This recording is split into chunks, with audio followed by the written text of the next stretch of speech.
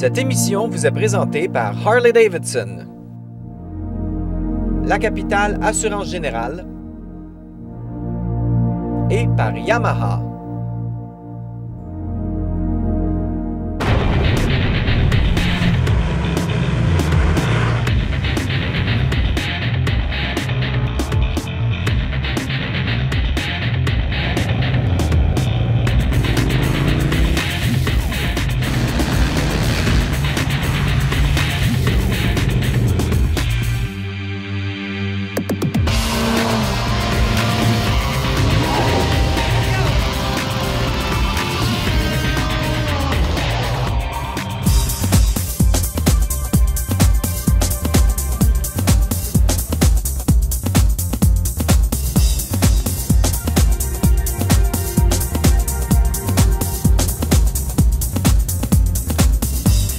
Aujourd'hui, à Motomag, on avait rendez-vous à Huntington avec le maire Gendron, mais c'était pas une date officielle. Là. Il y avait d'autres mondes d'invités. Combien il y a de motocyclistes aujourd'hui? Ah, ben là, il y en a au moins 1000 à cause du mauvais temps. On en attendait 10 000 s'il faisait beau.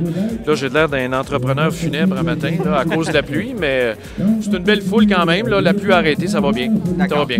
Le but de l'événement, c'est quoi? Ben, le but, c'est de souligner l'apport économique, je pense, des motos en région en tant que maire. Moi, je veux souhaiter la bienvenue à ce titre-là et aussi pour dénoncer les municipalités qui refusent les motos, qui mettent des interdictions dans certains secteurs parce qu'il y en a 2-3 qui font du bruit alors que ce n'est pas le cas pour la majorité. Et le but principal, c'est vraiment de dénoncer la hausse des tarifs qui tue l'industrie de la moto, qui va mettre nos économies en région quasiment à terre. Là, parce que cet été, 3 fois plus de motos à Huntington, les commerçants étaient heureux. Mais si on perd ce marché-là, ben, le gouvernement est un peu débile parce qu'ils nous disent de diversifier l'économie en région, puis ils sont en train de la tuer.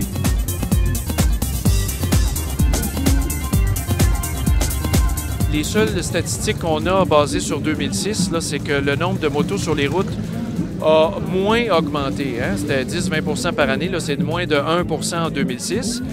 Puis la ministre Julie Boulet est dans le champ parce que c'est pas vrai, le nombre de morts diminue au niveau des accidents de la route. Donc, elle se sert d'un prétexte pour justifier la hausse des tarifs qui ne tient pas debout. Oui, mais il y a quand même les actuaires que la SAC a engagés qui disent que oui, on devrait augmenter. Oui, si on n'avait pas pigé d'un coffre de la SAC au niveau des péquistes et des libéraux, on n'en serait pas rendu là aujourd'hui. Pour une mauvaise gestion, on se fie aux gens, certaines classes de gens pour faire payer les erreurs des autres. Ça marche pas. Ça n'a pas de bon sens, ça. Je suis bien d'accord. Mais là, pendant ce temps-là, c'est en train de tomber à terre. Exactement, parce que déjà, le mal est fait, on peut dire. Oui, si on peut ralentir, je pense que c'est ça le but, c'est de ralentir la progression en l'espoir qu'il y ait un changement de gouvernement, parce que là, au mois de mars, on a fait la job à moitié. Là, il faut finir la job.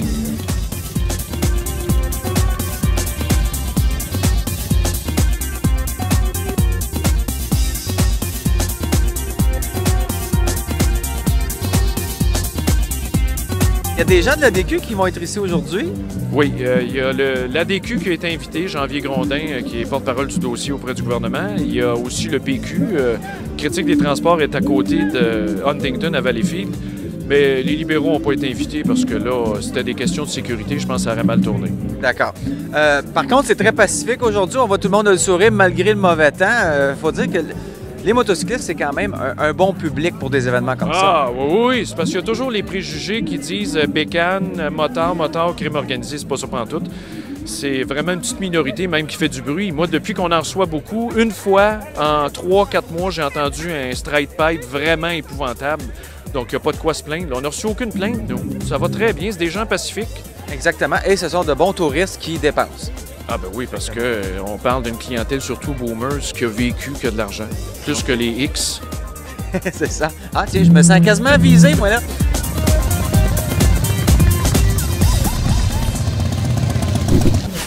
On a retrouvé sur le terrain ici, parmi tout le monde, M. Delière qui faisait un bain de foule. Dites-moi, ça se passe bien jusqu'à présent? Oui, ça se passe bien. Puis on est très heureux que dans la région d'accueillir tous les motocyclistes. Ils ont plus de 2-3 000. Là. Alors, à cause de la température, naturellement. Mais ça va bien. Donc, vous, au PQ, vous êtes responsable un peu de ce dossier-là? Moi, au Parti québécois, Mme Marois m'a confié le mandat de toute la question des toutes les questions de transport, dont bien sûr toute la question qui relève des permis de conduire et des augmentations de permis de conduire, tout ça, et toute la saga qui entoure. C'est une saga, c'est un bon mot. Oui. Ben ouais, puis on a écouté depuis 2 ans que tout ça commence avec le gouvernement qui se fait Ponce Pilate et qui envoie toutes ses responsabilités à une société qui s'appelle la Société d'assurance automobile et qui dit, bon ben, moi je m'en lave les mains, les augmentations, ça relève de là. Et qui n'ont pas la pression des électeurs de devoir être réélus pour donc de se faire aimer des électeurs. Ben voilà, mais clairement et nettement, là, on assiste à une déresponsabilisation du gouvernement parce qu'on est dans les choses essentielles. Donc, on assiste avec la loi 55, tout ça passe dans les mains du conseil d'administration en passant.